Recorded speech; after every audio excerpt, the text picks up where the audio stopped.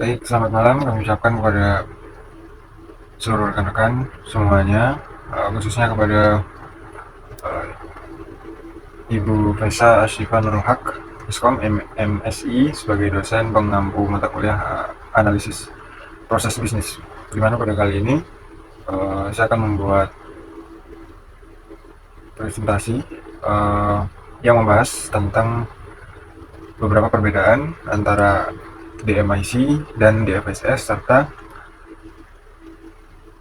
merangkum beberapa catatan penting dari jurnal 1, jurnal 2, jurnal 3, dan jurnal 4 serta apa saja hal-hal yang ditemukan dan bisa diimplementasikan. Baik, sebelum itu izinkan saya memperkenalkan diri. Nama saya Cahaya Kurniawan Sandi, NIM 230101010095. Saya merupakan mahasiswa kelas SI 1205, program studi Sistem Informasi Universitas Siber Asia. Baik, untuk pembahasan yang pertama, di sini kita akan membahas perbedaan antara DMIC dan DFSS. Di mana untuk definisi mendasarnya, DMIC sendiri memiliki pengertian metode perbaikan proses yang digunakan dalam Six Sigma untuk meningkatkan kualitas dan efisiensi. Selain itu juga memiliki pengertian di mana DMIC merupakan kependekan daripada Define, Measure, Analyze, Improve, dan Control. Untuk pengertian secara spesifiknya adalah metode perbaikan proses yang digunakan dalam Six Sigma untuk meningkatkan kualitas dan efisiensi.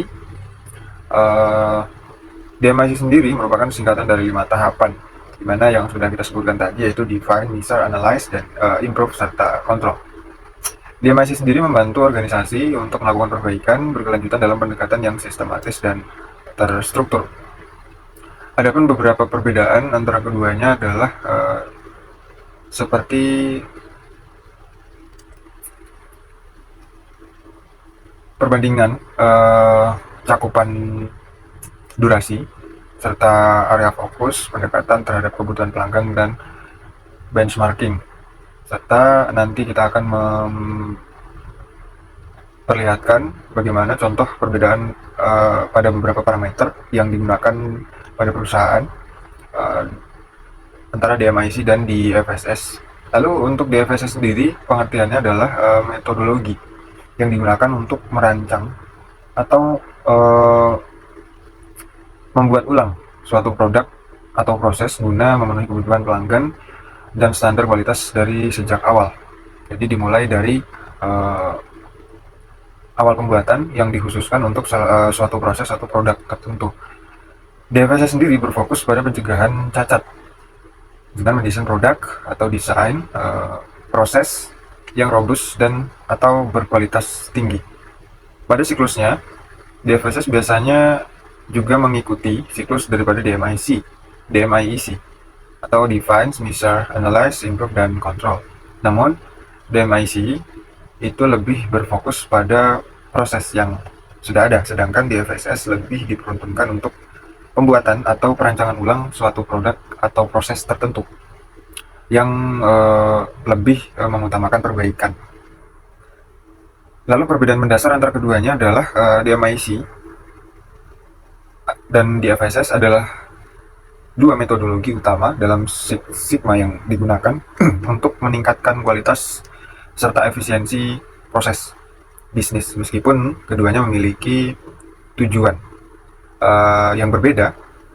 Namun di sini memiliki kesamaan, yaitu peningkatan kualitas serta efisiensi proses bisnis. Dan mereka juga memiliki pendekatan yang berbeda. Dan itu adalah perbedaan utama dari DMIC dan DFSS. Jadi berikut adalah contoh perbedaan pada beberapa parameter yang diterapkan oleh Canopus Business Management Group, di mana dia memperlihatkan pembanding dua metodologi DMIC dan DFSS. Dalam judulnya ini diberikan additional facts about DMIC and DFSS atau fakta tambahan tentang DMIC dan DFSS. di mana DMIC sendiri itu secara umum proyek biasanya berlangsung 3-4 bulan. Lalu proyek lebih mudah dan cepat sehingga memberikan keuntungan awal atau lebih dini. Lalu definisi kebutuhan pelanggan. Lalu untuk berikutnya kurang penekanan pada benchmarking, keberlanjutan paling terlihat. Lalu untuk DFSS sendiri di situ diperlihatkan proyek biasa berlangsung 4 hingga 6 bulan. Jika DMIC tadi 3-4 bulan, ini 4-6 bulan. Lalu solusi untuk proyek desain kompleks mungkin memerlukan waktu yang lebih lama dari DMIC. Lalu kebutuhan pelanggan yang ekstensif, penekanan besar pada benchmarking dan simulasi. Gambar ini menarik karena memberikan pernyataan atau memberikan pembanding atas beberapa parameter dan melalui dua pendekatan manajemen proyek yang digunakan untuk proses peningkatan bisnis dengan menyoroti durasi, fokus area, dan kebutuhan pelanggan dan benchmarking yang berbeda. Lalu untuk catatan penting, beberapa catatan penting yang ada pada jurnal, 4 jurnal yang sudah ditugaskan atau diberikan. Berikut poin pentingnya adalah pada jurnal 1. Jurnal ini membahas tentang Lean Six Sigma 4.0 Methodology for Optimizing Occupational Examine Operation Management atau metodologi Lean Six Sigma 4.0 untuk pengoptimalan ujian kerja dalam manajemen operasi. Pada beberapa poin penting yang ada pada jurnal 1 di situ meliputi globalisasi dan adaptasi perusahaan, di mana pada jurnal 1 mengadaptasi sistem untuk berkembang dalam pasar yang dinamis, memenuhi ekspektasi pelanggan yang terus berkembang. Chako Suresh Srinivasan 2023. Lalu ada yang kedua, adopsi teknologi industri 4.0 dan metodologi perbaikan proses. Pada acuannya kombinasi di sini dari Ariente et al 2016, Marshall et al 2012, dan Saromatis et al 2022, di mana menjelaskan untuk mempertahankan perkembangan dan pertumbuhan, banyak perusahaan mengadopsi teknologi industri 4.0 dan metodologi perbaikan proses. Lalu pada poin berikutnya, pada jurnal 1 itu ditemukan pendekatan DMIC dalam proyek Sigma. Lalu peran penting perbaikan proses, di mana di sini menciptakan keunggulan kompetitif bagi organisasi, memungkinkan penciptaan penilaian dalam sistem operasional. Lalu yang selanjutnya, program pengendalian kesehatan kerja medis PCMO, PCMSO, dan NR9. Di sini mengadakan sebuah program pencegahan risiko lingkungan atau PPRA. Lalu ada program pengendalian kesehatan medis kerja, yang mana penelitian ini berfokus pada proses mendefinisikan pemeriksaan kesehatan kerja yang sesuai dengan standar regulasi di Brazil, yaitu NR7. Lalu selanjutnya, meningkatkan pemeriksaan kesehatan kerja akibat perubahan pemasok layanan. Dengan menerapkan prinsip LSS bersama dengan metodologi DMIC dalam manajemen pemeriksaan kesehatan kerja bagi karyawan. Lalu selanjutnya, pendekatan empiris yang menggabungkan metode pengumpulan data kualitatif dan kuantitatif. Di sini beberapa poin penting pada jurnal 1 itu memberikan sebuah gambaran penerapan Lean Six Sigma pada sebuah proses bisnis menggunakan metodologi dan implikasi penelitian ini dalam konteks penerapan Lean Six Sigma dan teknologi industri 4.0 dalam manajemen operasional, khususnya dalam mengelola pemeriksaan kesehatan kerja di Brazil.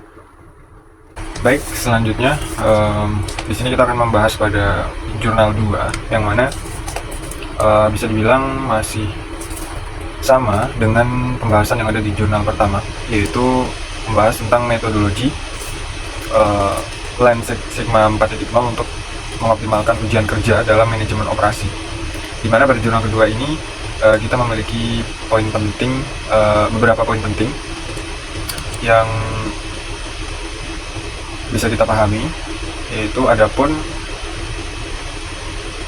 Jurnal ini membahas penggunaan prinsip Lean Six Sigma dan metodologi DMIC. Penelitian ini juga menggunakan metode campuran untuk menggabungkan kumpulan data kualitatif dan kualitatif. Adapun beberapa poin penting yang kita catat adalah yang pertama, adaptasi dalam pasar global. Kebutuhan untuk sebuah perusahaan beradaptasi sangat diperlukan, seperti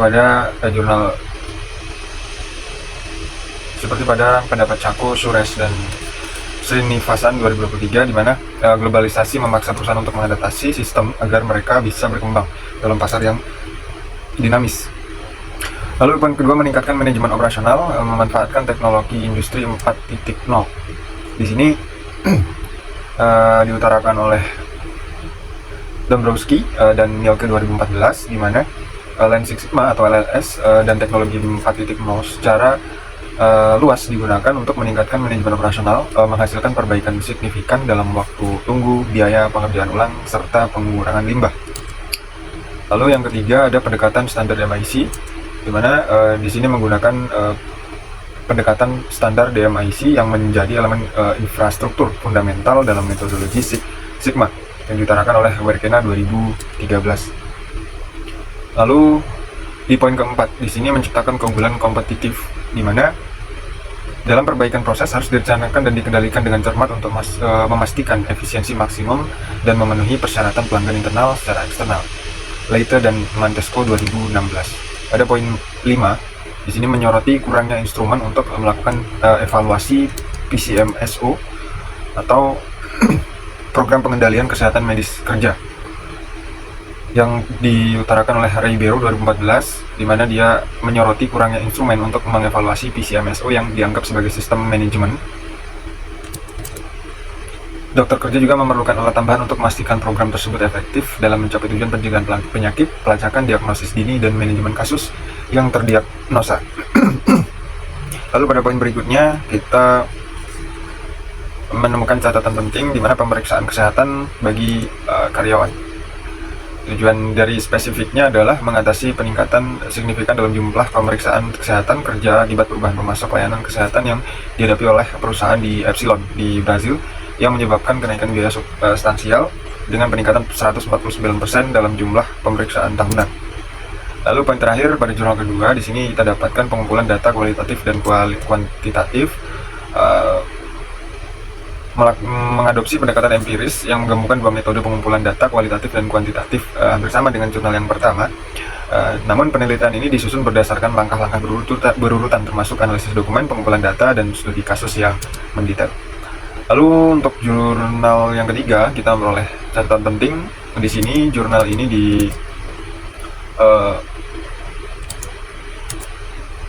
membahas tentang dengan judul The Development of Lean Six Sigma and BIM Framework for Achieving of Site Manufacturing, atau pengembangan kerangka Lean Six Sigma dan BIM untuk meningkatkan manufaktur di luar lokasi.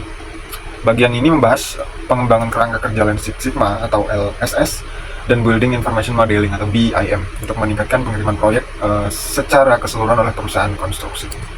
Beberapa poin penting yang kita dapatkan adalah salah satunya meningkatkan pengiriman proyek perusahaan konstruksi dengan menggunakan metode LSS dan BIM. Lalu yang kedua, mengoptimalkan proses manufaktur offsite. Manufaktur offsite sendiri bisa dioptimalkan menggunakan LSS. Pada studi kasus, sebuah perusahaan konstruksi yang berbasis di Irlandia yang memproduksi modular tip rack untuk industri farmasi. Lalu sementara BIM digunakan untuk merancang skids yang dapat diproduksi offsite dan diangkut dengan lebih mudah. Lalu yang ketiga, pendekatan standar DMIC, Define, Measure, Analyze, Improve, dan Control. Di sini menggunakan pendekatan yang sudah kita bahas tadi, yaitu DMIC. Lalu poin keempat, produktivitas meningkat. Ini adalah salah satu implikasi atau hasil daripada penerapan DMIC itu sendiri, di mana manfaatnya adalah produktivitas meningkat, limbah berkurang, konsumsi energi berkurang, dan jadwal proses bisa dipercepat. Lalu untuk beberapa tambahan, di mana penelitian ini juga menunjukkan manfaat kuantitatif dan penghematan biaya dari penerapan OSM dan LSS dan BIM. kerangka kerja ini diterapkan pada perusahaan offsite lainnya. Lalu untuk isi jurnal yang keempat, di mana di sini berjudul Learning of Quality Improvement Theory, Experience with Reflective Learning from a Stagnant Perspective, atau pembelajaran peningkatan kualitas teori, pengalaman dengan pembelajaran efektif dari perspektif siswa. Adapun beberapa poin penting yang kita dapatkan dari jurnal 4 ini adalah pengalaman para profesional yang melanjutkan pendidikan. Di sini membahas tentang pengalaman para profesional yang melanjutkan pendidikan mereka dalam kursus manajemen kualitas tinggi dengan penekanan bahwa pembelajaran reflektif dan pemecahan masalah yang nyata. Berikut adalah beberapa poin yang kita dapatkan, seperti penerapan pada desain kursus, pentingnya pembelajaran reflektif, metode penelitian, lalu keberlanjutan perbaikan. Lalu untuk poin kedua, kebutuhan untuk kursus peningkatan kualitas baru. Di sini didapatkan tentang pengajaran manajemen kualitas atau quality management di tingkat yang lebih tinggi, sedikit membahas bagaimana siswa bekerja di sebuah industri, memahami dan mampu menggunakan berbagai alat dan metode peningkatan kualitas berdasarkan pemikiran Lean. Lalu yang ketiga, tantangan untuk profesional yang bekerja. Oleh karena itu, pelaksanaan pada kursus ini disesuaikan pada situasi yang tidak bisa berupa kursus universitas tradisional dengan beberapa kuliah per minggu ataupun ujian akhir berdasarkan literatur yang dipilih. Lalu poin keempat, pentingnya kursus yang bermakna di sini dimaksudkan untuk menarik minat profesional dalam melanjutkan pendidikan, di mana kursus harus bermakna dan tidak hanya untuk mendapatkan pembiayaan dari universitas, tapi juga untuk mempelajari metode dan alat yang bermanfaat bagi tempat kerja mereka. Lalu di sini ada pengembangan kursus QM atau Quality Management di Universitas Southwest Norway, yaitu USN. Mereka mengajarkan basis modul dengan penerapan praktis alat kualitas yang berbeda. Kompetensi studi umum yang ditempuh 2 tahun pengalaman kerja. Lalu ada struktur dan format khusus. Struktur dan format khusus ini cakupannya adalah 15 e-thesis berdasarkan sistem kredit Eropa yang terdiri dari 4 sesi selama 2 hari penuh atau modul. Lalu pendekatan berbasis modul PGCE, di mana kursus tersebut dirancang agar peserta dapat bekerja sambil belajar dengan durasi 1 semester 4-5 bulan, dan langkah intermediate dari mana teori diterapkan pada proyek perbaikan. PDCA sendiri itu merupakan modul kursus sesuai dengan teori plan, do, check, and act untuk menciptakan pembelajaran reflektif dan pemahaman yang lebih tentang penggunaan alat yang berkualitas. Lalu selanjutnya di sini ada kesimpulan umum yang kita dapatkan dari beberapa poin penting pada jurnal-jurnal di atas, dan juga pada definisi di MIC dan di FSS.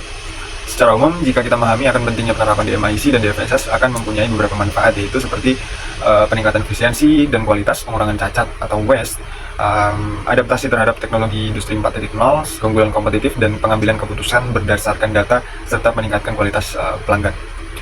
Lalu selanjutnya, manfaat yang berikutnya adalah secara keseluruhan penerapan di MIC juga bisa dibilang sangat penting bagi industri digital di masa depan untuk peningkatan efisiensi, kualitas, dan inovasi.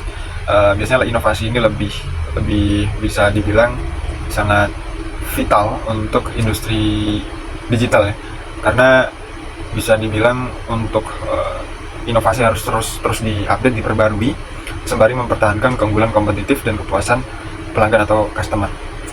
Baik, itulah tadi beberapa poin penting dan serta pendefinisian dari MIC dan DFSS yang sudah kita bahas. Sebelum itu, saya ucapkan terima kasih kepada dosen pengajar Ibu Fresa Asyifa Nurul Haq, Eskom MMSI, yang telah memberikan kita banyak sekali pelajaran tentang analisis proses bisnis, di mana juga kepada seluruh teman-teman kelas SI 205 yang terus untuk belajar bersama.